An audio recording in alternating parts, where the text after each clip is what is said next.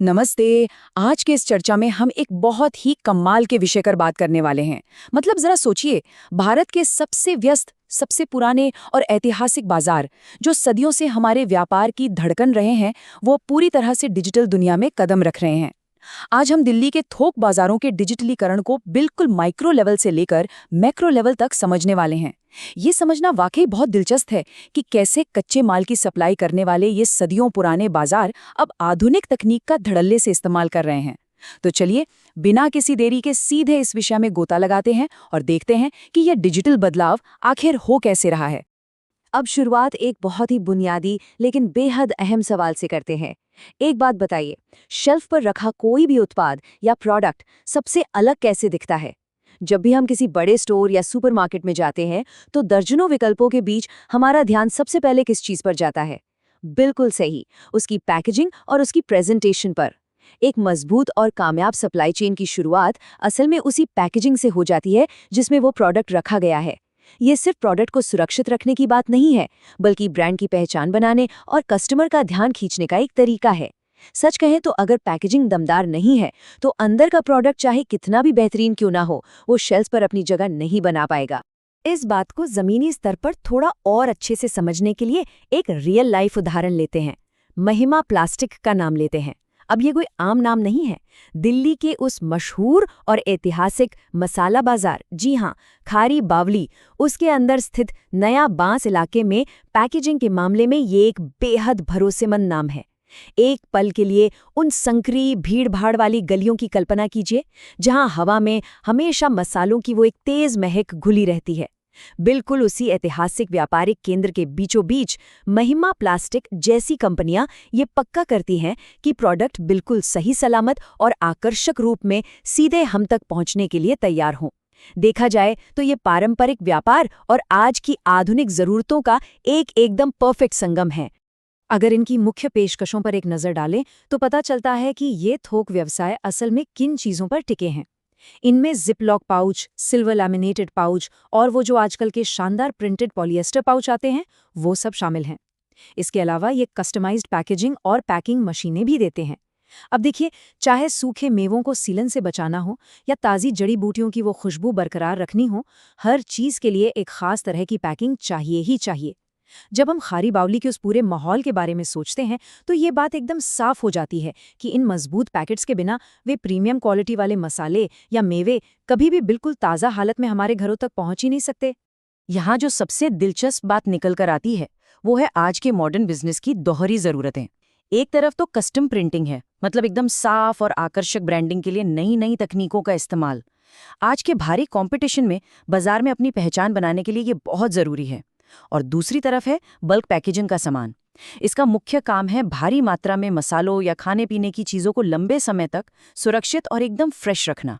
इसके लिए बहुत ही मजबूत और टिकाऊपन वाली सामग्री चाहिए। ये तुलना बहुत ही साफ तौर पे दिखाती है कि कैसे आजकल के बिजनेस को ब्रांडिंग की चमक दमक और थोक भंडारण की जो एकदम ज़मीनी हकीकत है, उन दोनों को एक साथ बड़ी ही चालाकी से बैलेंस करना पड़ता है।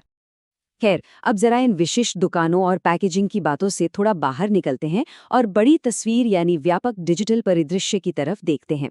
भारत की विश्वसनीय B2C ऑनलाइन डायरेक्टरी जो खरीदारों को निर्माताओं और आपूर्तिकर्ताओं से जोड़ती है। ये लाइन असल में चावड़ी मार्ट का मुख्य मिशन है। और यही वो मोड़ है जहां एक पारंपरिक सदियों पुराना व्यापार एक बहुत बड़ी डिजिटल क्रांति से हाथ मिलाता है। ये मंच उन सारे व्यवसायों को जो पहले सिर्फ खारी बावली या चावड़ी बाजार की तंग गलियों तक ही सिमटे हुए थे, अब उन्हें एक नई डिजिटल पहचान दे रहा है। और सबसे बड़ी बात, पूरे देश के खरीदारों के लिए उन्हें एक ही स्क्रीन पर लाकर खड़ा कर रहा है ना कमाल की बात?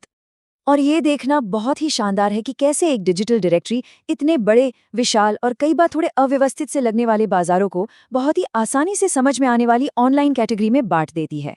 उदाहरण के लिए, अगर आपको पेपर मार्केट के थोक सप्लायर्स चाहिए तो वो आपको सीधा चावड़ी बाजार से जोड़ देगा। सूखे मेवे और मसाले की कैटेगरी आपको खारी बावली के असली और बड़े थोक विक्रेताओं तक ले जाएगी। इसी तरह हार्डवेयर, टूल्स और जड़ी बूटी व मसाले वाले बाजार को भी बड़ी खूबसूरती से व्यवस्थित किया गया है। सच कहूं तो जो चीज जमीन पर जाकर एक भूल भुलैया जैसी लग सकती है, वो अब इस डिजिटल प्लेटफॉर्म के जरिए पूरे देश के किसी भी खरीदार के लिए एक एकदम साफ और सटीक वेन्यू बन गई है।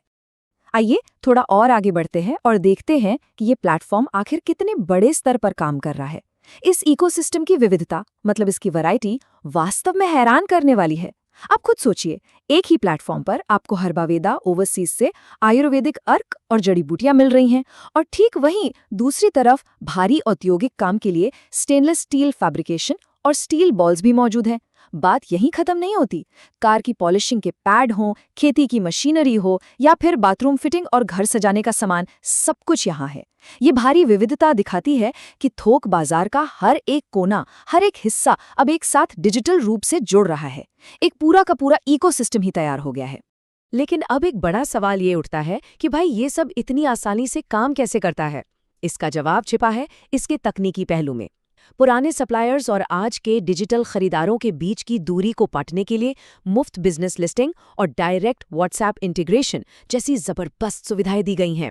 और हाँ, इसका सबसे बेहतरीन फीचर है इसकी द्विभाषी चैट सिस्टम, जहां हिंदी और अंग्रेजी दोनों में आराम से बात की जा सकती है। इसका सीधा सा मतलब है कि भाषा अब व्यापार में कभी भी रोड़ा नहीं बनेगी। जरा सोचिए, एक पारंपरिक व्यापारी जो शायद सिर्फ हिंदी बोलने में ही सहज हो, वो अब बिना किसी हिचकिचाहट के पूरे भारत में किसी भी डिजिटल खरीदार से सीधे संपर्क कर सकता है और अपना व्यापार कई गुना बढ़ा सकता है। ये एक असली गेम चेंजर है। तो अब हम इस चर्चा के आखिरी पड़ाव पर हैं, और सबसे अहम बात यह है कि हम एक बहुत ही विचारोत्तेजक प्रश्न पर गहराई से सोचें।